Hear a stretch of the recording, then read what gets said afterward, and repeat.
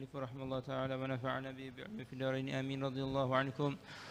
وأما الحسد فهو معاداة لله ظاهرة ومنازعة له في ملكه بينة، لأنه سبحانه إذا أنعم على بعض عباده بنعمة فلا شك أنه مريد لذلك ومختار له، إذ لا مكره له تعالى.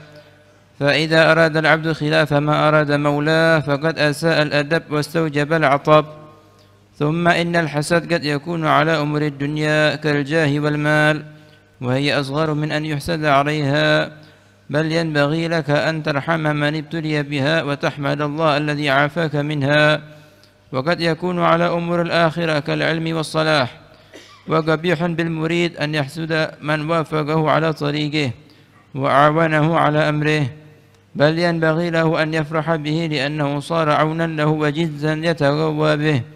والمؤمن كثير بأخيه، بل الذي ينبغي للمريد أن يحب بباطنه ويجتهد بظاهره في جمع الناس على طريق الله والاشتغال بطاعته، ولا يبالي أفضلوه أم فضلهم، فإن ذلك رزق من الله وهو سبحانه وتعالى يختص برحمته من يشاء. وفي القلب أخلاق كثيرة مذمومة لم نذكرها حرصا على الإيجاز، وقد نبهنا على أمهاتها. وأم الجميع وأصلها ومغرسها حب الدنيا، فحبها رأس كل خطيئة كما ورد. وإذا سلم القلب منه فقد صلح وصفى وتنور وطاب وتأهل لواردة الأنوار وصلح للمكاشفة بالأسرار.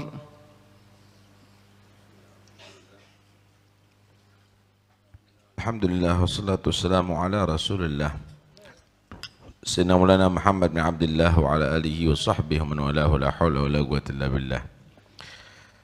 Kemarin diterangkan beberapa penyakit hati, di antaranya sombong, riya. Yang ketiga yaitu hasud. Ini 3 sumber akhlak yang tidak bagus yang terjadi ada di batin. Adapun hasud ini sebenarnya adalah menentang Allah secara terang-terangan, protes kepada Tuhan secara terang-terangan. Padahal Allah subhanahu wa ta'ala jika memberikan nikmat kepada sebagian hambanya, itu adalah tidak ragu lagi nikmat itu karena kehendak Tuhan.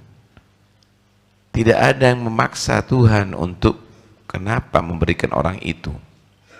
Itu karena pilihan Tuhan, karena kehendak Tuhan.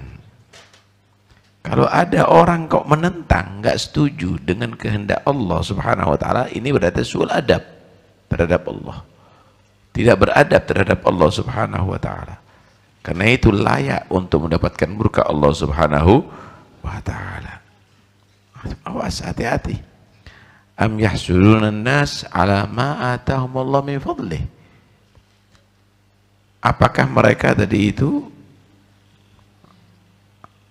am yahsuduna an-nas ala ma atahumullah min fadlih, apakah mereka berhasud terhadap manusia, terhadap apa yang Allah berikan karena memang kehendak Tuhan, kemurahan Allah. Apa salahnya kalau orang tadi itu misalnya dijadikan turunan orang yang soleh? Apa salahnya? Bukan usahanya dia. Apa salahnya kalau orang tadi itu jadikan kaya? Kenapa? Itu kena Tuhan. Apa salahnya kalau orang tadi dijadikan punya ilmu? Emangnya kamu protes sama Tuhan? Awas, hati-hati. Ya? Nah, karena itu disinilah kita harus paham. Tahukah kenapa si Gobil anak Adam itu membunuh si Habil? Karena hasud juga. Karena si Habil merasa dirinya dapat nikmat dari Tuhan, dirinya tidak. Hasud. Seharusnya dia memohon kepada pemberi nikmat. Kan begitu seharusnya. Itu orang-orang musyrikil Arab. Mereka itu tidak percaya kepada Nabi Muhammad. Padahal kenal ini Al-Amin, As-Sadiqul Amin, orang yang bisa dipercaya, orang yang amanat, tapi nggak percaya karena hasud. Kenapa kok Muhammad jadi nabi, kok nggak dia? Orang-orang Yahudi kenal dengan nabi dengan sifat yang terperinci di kitab Taurat, sehingga Allah menggambarkan ya'rifunahu kama ya'rifuna abna'ahum. Mereka itu kenal dengan nabi itu seperti kenal dengan anaknya sendiri. Saking terperincinya Allah mensifatkan Rasulullah dari kitab Taurat. Tapi mereka nggak mau beriman. Hasud. Bahaya loh itu hasud ini. Salah apa orang itu? Diberi kesehatan, diberi nikmat, diangkat pangkat, di itu dan ini. Salah apa? Memang Tuhannya yang berkehendak demikian, saudara. Ya, karena itu orang yang hasud itu jelas menentang Tuhan dengan terang-terangan. Memprotes Tuhan dengan terang-terangan. Ya. Kemudian hasud itu ada kalanya dalam urusan duniawi. Baik itu berupa mal, harta, atau jah, atau berupa kedudukan. Nah, berupa harta, kelihatan ada yang lebih maju, pegel, hasud. Dapat rezeki nomplok temennya, hasud. Gimana caranya supaya gagal ke dia? Nggak akan dapat. Al-hasud la yasud. Orang hasud tidak pernah sukses, saudara. Nggak pernah sukses. Kedudukan juga gitu. Kenapa itu yang banyak salaman kok anak enggak, misalnya? Kenapa dia kok muridnya tambah banyak, kok anak kok tidak? Ini juga penyakit hasud. Ini kebodohan. Atau kedudukan, kenapa dia mendapatkan kedudukan dalam pemerintahan kok saya tidak, misalnya? Nggak perlu hasud. Anehnya, hasud dalam urusan agama. Ini aneh sekali. Seharusnya kan tidak benar ya orang hasud dalam urusan agama ya. Jadi ustadz sering hasud, jadi dai sering hasud. Kan seharusnya orang mukmin itu semakin tambah mereka tadi itu bergerak dalam urusan agama, semakin senang. Ini malah enggak senang. Dikatakan al-mu'min katsirun bi akhihi. Orang mukmin itu akan jadi banyak kalau ada saudaranya. Ini kasih gambaran aja, kasih gambaran. Kira-kira orang ini waras apa enggak waras? Ada satu daerah yang kena wabak, ribuan yang sakit.